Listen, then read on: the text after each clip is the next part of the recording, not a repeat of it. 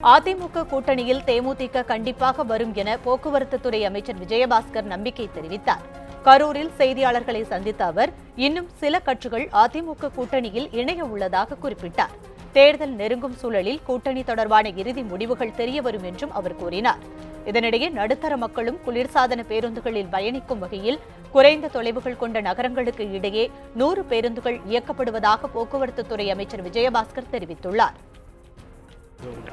வரும் நிச்சயமா வரும். வர வைக்கிறதா வருவாங்க.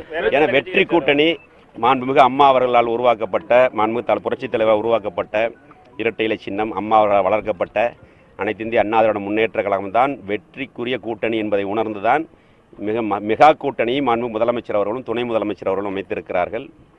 நிச்சயமாக இன்னும் கட்சிகள் எல்லாம் வர இருக்கின்றன. இந்த தேர்தல் நெருங்கும் பொழுது அது முடிவுகள் வரும். மாண்பு முதலமைச்சரும் துணை முதலமைச்சரும் நல்ல முடிவுகளை எடுப்பார்கள். மிகப்பெரிய ஒரு கூட்டணி, வலுவான கூட்டணியாக தமிழகத்தில் உருவாகும்.